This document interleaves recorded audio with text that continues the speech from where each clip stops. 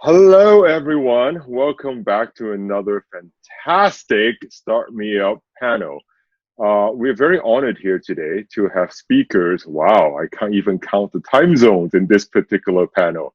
I think from Bangkok, from America, from Dubai, from Taiwan, and I'm sitting in Hong Kong. So without further ado, I would love just to allow each of our wonderful speakers, give a 2-minute introduction about themselves and why they're part of this UNDP panel related to innovation and advancement in healthcare. Why don't we start with Courtney? Because, as the amazing leadership that you've exhibited, leading the Asia UNDP Innovation Center. Why don't we hear from you first? Hi, everybody. Thanks for that amazing introduction and maybe overly amazing, really. So based here in Bangkok, it's a bit later in the evening, and I'm working with the Regional Innovation Center as head of exploration.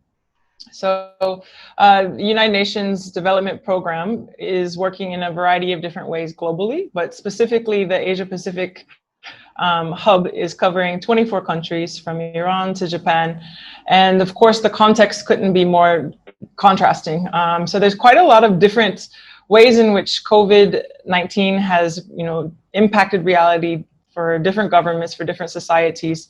And in our space and our role, what we're trying to do is really build interventions that at speed and scale, supporting governments as well as civil society that are most impacted by the issues. So as we discuss a little bit between the immediate reaction of the crisis or the pandemic to also long-term recovery, because the impacts of this are certainly shifting us away from a previous normal to uncharted territory.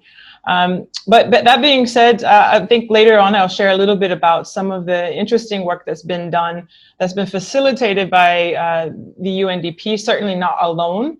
But the ways that we're framing it and also looking at it is there's a lot of innovation, dividend to be reaped, if you will. So things that governments or society previously thought were impossible to do, like building test kits at scale, tearing down other types of conventional procurement issues, all things that have been for redebate as well as just simply doing things differently. So a lot of exciting things emerging from I guess you could say, the issue and the implications for the future in terms of how governments work together, the public sector and innovation, and what role does that play? So Next Gen Gov is a piece of the work that we're doing regionally and exploring globally. But really excited to be here on the panel, and thank you for the invitation as well. No, thanks for joining us. Sophie, why don't you give each of us, and the audience here, a bit of introduction about yourself? Sure. So my name's Sophie Smith. I'm the co-founder and CEO of Nabta Health. We are a hybrid healthcare company headquartered in the Sharjah Research Technology and Innovation Park in the UAE.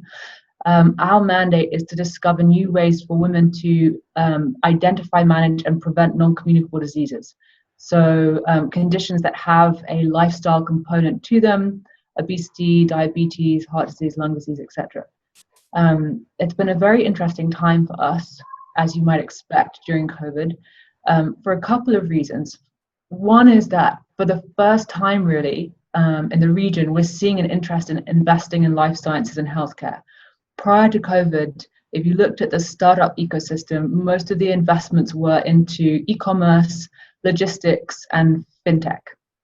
And now for the first time, I think around the world, countries are realizing that food security, population health security, sustainable business are really important things. So we've seen a pivot in the investor space away from all of those startup companies that they were interested in before towards life sciences and healthcare. I think the second interesting thing is that prior to COVID, we were operating not in a niche, because there's been a lot of money put into kind of confronting the growing prevalence of non-communicable disease, but we were operating in an area that people didn't really understand the implications of. fact is, in the US, 78% of ICU admissions, 94% of deaths with or from COVID have occurred in individuals with underlying health conditions. So non-communicable disease not only threatens healthcare ecosystems because of the burgeoning cost base, they also really threaten population health and security in general, and make us much more susceptible to pandemics such as the one that we're living through. So there have been a couple of things associated with COVID that have made our space suddenly much more interesting to a lot of people. So yeah, I'm excited for the years ahead, I think. Thank you for that. I mean, again, very glad to be able to showcase the development in the Middle East when it comes to life sciences.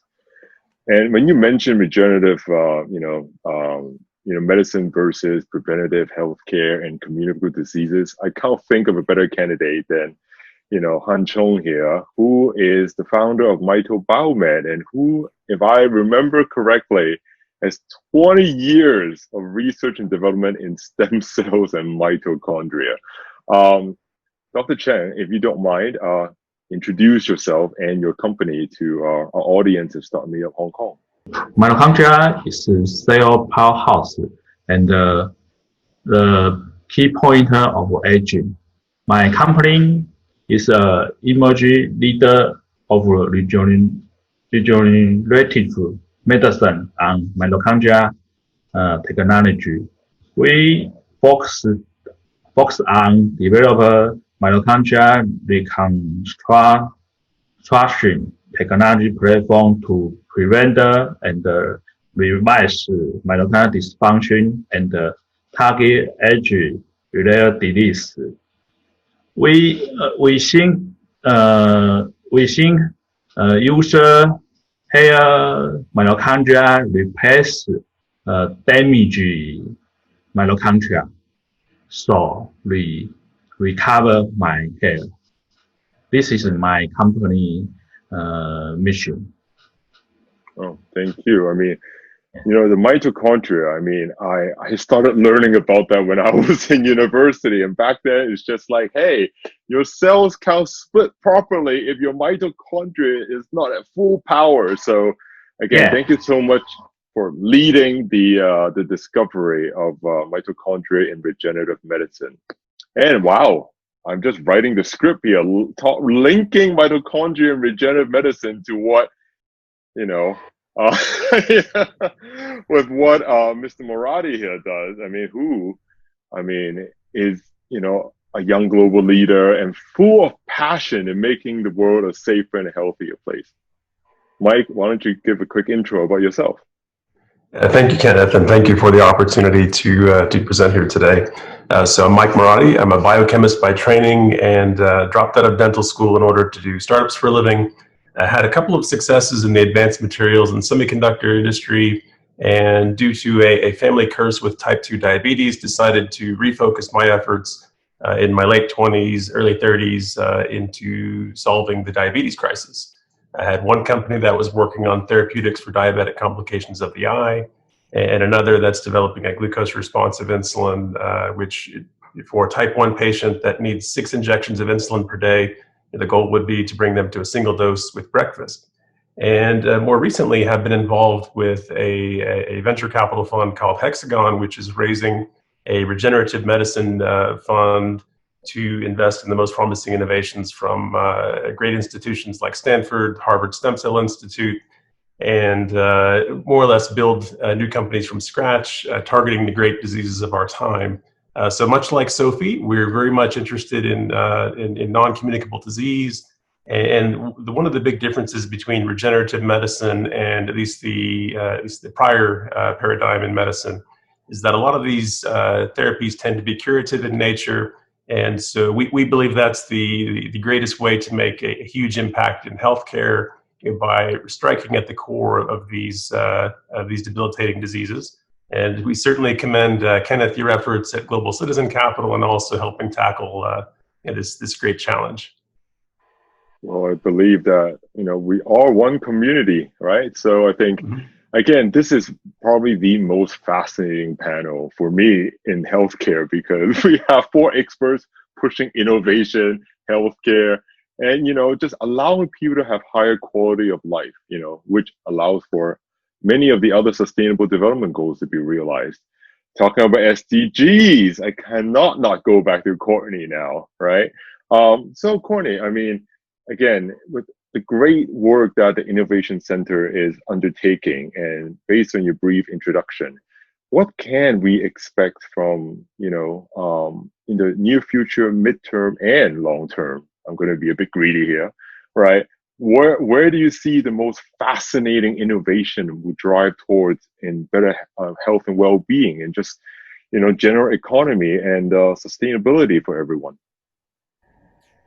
Well, you don't start with the easy questions. But I think the first disclaimer is, of course, there is no one future. There's a lot of possible scenarios that are emerging. And so we can't really predict what will be happening, but what we can do is work as strategically as we possibly can on, crafting the ecosystem in such a way and enabling environments so that policy, regulation, and in companies like the ones, for example, that are introduced here, are able to connect and thrive in a different type of style that's more aligned and also more complementary. So specifically, a few things that are really important on the conversation and the agenda in general. But one is the impact around the opportunity and opportunity cost of digital transformation. We're seeing an unprecedented number of governments, specifically as a platform, government as platform in that sense, transition towards digital in actually being required to, not only in the e-governance side of thing, but also in regards to just simple provision of safety nets. And how do you ensure that everyone that's a part of your society is being supported, is being reached, and basically being taken care of in these times of crisis as they are. So that being said, as we see these contact and trace programs, apps, et cetera, things of that nature being, used and lauded under the umbrella of health and protection, we also see a whole nother conversation that's quite normative around the ethics of this. So I think what we'll certainly be seeing is as kind of a floodgate of companies to the market that are, with, in many ways, experimental and testing new technologies, nor necessarily have conventional regulations or policy around that. So it's really not, there's no side to be taken. The point is that it's almost like the Wild West of possibility.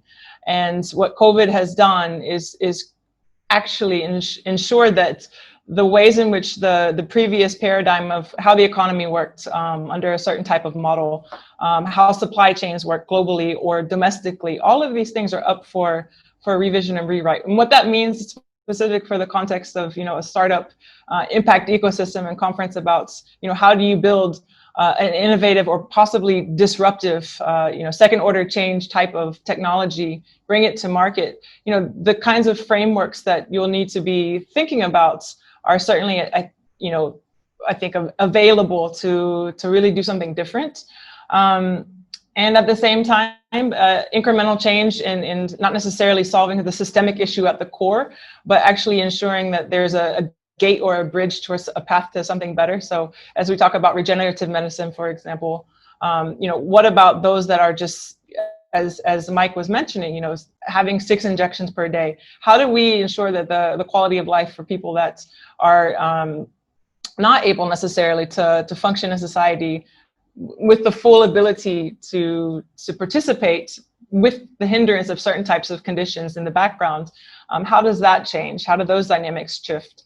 Another last piece to this too, which is quite interesting, is more of the conversation of this intersectionality of underlying conditions. And if you think about the meme that went around, I think this was about 2 weeks ago, right? You have the tsunami curve of COVID. The second one is, the curve around climate change, recession, and then climate change. So we're really looking at so many factors at play that if you are a startup and you are looking to build scale and get investments, then understanding these, second and third order changes that are part of the lateral dynamics of the situation is so important for a strategy and for being relevant to the market. Just in the past 2 months alone, UNDP in Nepal and Vietnam, for example, have facilitated robotics being placed within hospitals that are to, of course, minimize contact with COVID patients. But these are being tested and they're opening the possibility. So government is obviously the one procuring a lot of this, but opening the market up in ways that have been unprecedented. Opening it to prototypes in typical times would have to go through so many other series of regulations. So not to say that that's not still happening, but the point being is there's a very different ball game, and I won't say the rules are being rewritten, but there is a very different way in which you can position what you're doing and why, and unite with others, right, in real time in regards to that data, technology, IP, all of these things that are happening. So I find this to be a really fascinating context and a really important one for the global community to come together as we're thinking about even just things that wouldn't normally connect, like air pollution. And now we see, the studies coming out of the Harvard School of Medicine around this being a huge impact. If you're living in a geography with poor air quality, which 99% of Asia, for example, is often exposed to this. For example, your level of impact and vulnerability, if COVID is in the dynamic of your environment, is increased. So all of these other pieces, again, if you're looking at it from the lens of the market, the lens of a startup community, the lens of health and tech, it's certainly a challenge, but absolutely an opportunity as well. And prior to my time joining the UNDP, I was also co-founded a social enterprise and worked in that kind of space with those types of lens around business model and bringing things to market. So I find it to be really interesting, but certainly policy and regulation have a lot to do with what is possible depending on where you are and where you're not. Right. I mean, this all goes back to, I think, Sophie's point earlier about underlying health conditions. Like, you can have the cures for everything, but again, if your average health is not particularly good because of many other factors outside of your own person's control, that may not be the only way of accelerating higher quality of life. So Sophie, on to you. Nabta Health, all the great work you do in women's health and SDG 3.3. I mean, tell us how your journey came to setting up this company, and what are your goals and passion for carrying towards a better SDG 3 company as a thank you. So the journey question first. I started my first company after leaving Accenture, where I'd worked as a technology consultant back in 2014. Nabta was my 5th company in 5 years. So I had 4 companies, all in the social impact space. 2 of the companies prior, one was based in Pakistan. We built a doctor finding appointment booking platform called My Zindagi. I set up with my business partner, and the company is still operating and doing actually very well. Sierra Leone's first plastic recycling facility. We took a lease on a warehouse that was on the largest rubbish dump in Freetown, and turned it into a plastics to roads, plastics to tiles, plastics to bricks company. Sierra Leone has a lot of rubbish. It needs 5,000 kilometers of road to unlock 80% of its agricultural potential. But none of those businesses, I think, were really the business for me. And when you find it. I moved to the UAE in September 2016. I went to speak at a conference actually on diabetes in Kuwait, and I reconnected with a guy there who I'd met on the health tech circuit a couple of years prior. I was 5 months pregnant. We got talking about that, and then about a month later, he messaged me and said, "Hey, here are some stats for women's health in MENA. What do you think about doing a women's health company together?" And as soon as he said that, I thought, yeah, that's it. That's the company. We founded Nabta March 21st, 2017. And then it's been about firstly building a company that would really solve pressing issues for women in the region. So building a buy-in for MENA company that was relevant, that was culturally, linguistically, religiously appropriate. And then I guess we about a year into the company thought, well, we're building this digital platform, but it's not necessarily going to solve all the problems in the way that we want them to. And we pivoted at that point from a digital only to a hybrid healthcare platform. So combining digital and traditional healthcare on a care pathway by care pathway basis to improve health outcomes. And so that's what we have been doing since. I think, so we're aligned to 3 UN Sustainable Development Goals, number 3, 4, and 5. So good health and well-being, quality education, and gender equality. I think 2 relevant points in the context of the short, medium, long-term future. Firstly, I think in healthcare, and it's a change that we're very much trying to drive, we're going to slowly, step by step, see the elimination of some of the inherent biases in healthcare. So there's obviously a gender bias. Until 1994, women were almost wholly excluded from clinical trials, which means that today women are still 50 to 75% more likely than men to suffer adverse reactions to drugs, because drugs haven't largely been designed for or tested on women. 92% of clinical trials are conducted in the US and Europe, and about the remaining 8% in the Far East, East Asia, which means that our demographic, so the Middle East, Africa, South Asia, is still largely excluded from clinical trials. And we've seen a bit of this with the COVID-19 pandemic. The BAME community, without exception, pretty much responds worse to the virus than other populations. Question mark whether some of that is socioeconomic status. Our theory is that, you know, a lot of medicines that have been developed, a lot of the treatments that are being pushed and are being found to be very successful in predominantly, for example, white Caucasian populations, just don't work on the BAME community in the same way because they've never been tested on the BAME community. So I think the slow and steady elimination of bias in healthcare by having more diverse data sets for clinical research and trials is one thing that will happen. I think a movement towards more sustainable life sciences and healthcare will also happen. The healthcare industry is incredibly unsustainable. There's a huge amount of single-use plastic in the ecosystem. Again, the COVID-19 pandemic has been really debilitating in that respect. If you think about the number of single-use masks, single-use gloves that are used every single day, billions produced every week. And the same is true in labs. You know, a lot of single-use plastic, from pipettes to any of the lab equipment that's used, it's highly unsustainable. And so I think as there's a global drive towards sustainable business, towards business that is able to be managed locally, that guarantees local security, we'll start to see some of that sustainability filter into healthcare as well. And with our alignment to the 3 SDGs, those 2 things are something that we are trying to drive as well. Right. I mean, I'm actually going to hit Mike first because I think there's so much synergies, I mean, in outlook and execution between the 2 of you. And again, we didn't plan a panel that way.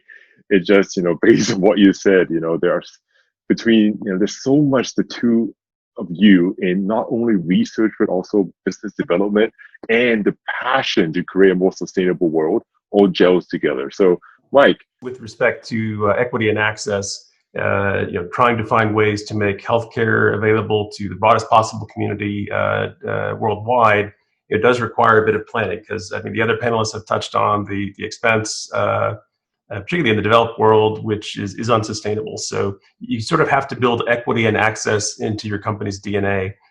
So for Sensulin, that involved finding a technology that instead of using a new chemical entity, we're using 2 off-patent insulins as the core, what we call active pharmaceutical ingredient, or API. So that, of course, makes the cost much, much lower. It simplifies and shortens the clinical trials necessary to get an approval. And I think the bottom line is, if you're profitably selling a 40-year-old drug in sub-Saharan Africa or somewhere in Asia, then our drug would only add 20 to 30% on top of the cost of that insulin. So in theory, it should work incredibly well worldwide.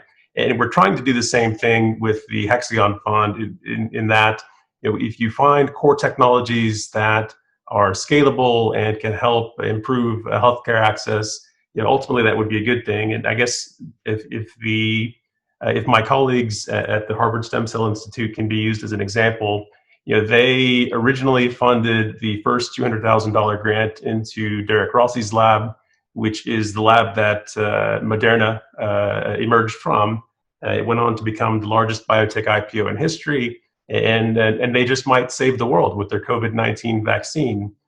We had another co-founder that was a scientific co-founder of what is now Gilead. This is the company that developed remdesivir, the antiviral that is the most advanced COVID-19 therapeutics candidate. So I think from the perspective of an emerging fund focused in a new segment of medicine, we're hoping to find the right partners worldwide to help at least make these medicines most available to the broadest number of people possible. And if I could at least say a quick note of encouragement to the startups that are watching this, this COVID-19 mess is not going away anytime soon. But in a way, it is a gift. Consumers are changing their behavior en masse. The companies, and whether they're big or mid-sized, are completely changing their behavior in this pandemic. It is the absolute perfect environment to build a disruptive startup, particularly if you're in the healthcare space where there's a massive tailwind of capital and resources available to you. So I would contend, this is a golden era for startups. It is your time to go forth and change the world. Absolutely. Making the best lemonade out of lemons, right? That's what That's healthcare right. people do, right? Mm-hmm. So, Han-Chung doctor, right? So, again, talking about, stem cells, talking about regenerative medicine, I mean, you literally are the expert in Taiwan when it comes to stem cell, because your journey takes you back so many years when stem cell was not even considered a option for medical treatment. And now Taiwan, many hospitals are actively using mitochondria, programs designed by your company to treat a lot of diseases. So can you give us a little bit of more background or understanding of what you're trying to achieve this year or, in the near future? My partner, Dr. Xu, presentation this issue. Okay, nice to meet you. And the following, I will introduce about the mitochondria and the mitochondria reconstruction therapy platform. We know the mitochondria are small organelle of the cell and play a critical for the maintenance of cell homeostasis, such as energy production and regulate the balance of ROS of the cell. And mitochondria always involve the cell signaling transduction. Another part, mitochondria have been shown to involve regulate the cell growth and the cell apoptosis. Over recent years, mitochondrial dysfunction has been thought of as well as aging and aging-related disease. So we know mitochondrial dysfunction will cause the aging and the aging-related disease. Why? It's because when we are young, our cells have healthy mitochondria, so we always feel the health and almost have the power. However, when we are get older, stress and some environment stress will make the mitochondrial damage. When this damage cannot be repaired or cannot be removed, cell will damage.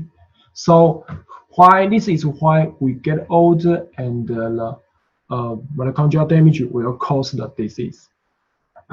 So we know damaging mitochondria accumulate aging and aging-related disease, including such as the neurodegenerative disease, cardiovascular disease, diabetes, and others. So we know mitochondria is very important and is a key determinant of aging. Yeah, I think it's so important because we just covered diabetes as well, right? So again, Mike, happy to make an introduction, to you afterwards, to the team at Mito Biomed. I know as a fact, Han-Chung's mother has diabetes, and Han-Chung has spent a decade of research just for the sake of looking after his mother so she can live, in a better, healthier state. So thank you for that. So again, sorry about due to time. I'm just going to do a quick, last words from each one of you for, again, all the startups out there listening.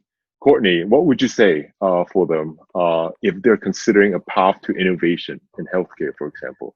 What's your advice? From the lens of approaching it from the lens of inclusive innovation. So what this means is how might what you are conceiving to design, which it sounds like, of course, everyone on the panel is already certainly down this pathway of impact, but also the impact of how do you bring people along that journey? Not only who is the end user, the end beneficiary that you're designing for, and this is something that is gaining traction, and this will be further and further more important as we consider the SDGs, the target of 2030. We only have 10 years for this this boundary that humanity has set, and it's going to take a lot of intention and consideration as well of unintended consequences and impacts that you might not want to have happen with the technology or with the innovation. So I would just underscore this inclusivity angle as being really critical and important as well. Right, thank you. Sophie, 30 seconds. I'd say what I always say, which is solve a personal problem. If I think all of the panelists are dealing with things that are very personal to them, one way or another. It's extremely important. It's what will keep you up and working at 2 o'clock in the morning for 3 years in a row. The other thing is innovation doesn't have to be big or groundbreaking. You don't have to build an entirely new, formulate an entirely new protein. You don't need to discover something totally novel. It can be about making things that exist already accessible and affordable. There are a lot of people in the world who don't meet Maslow's base hierarchy of needs, or the bottom level in the hierarchy of needs. And just by making things available to them, you can significantly enhance their quality of life. So make it personal and don't worry about reinventing the wheel necessarily. Thank you.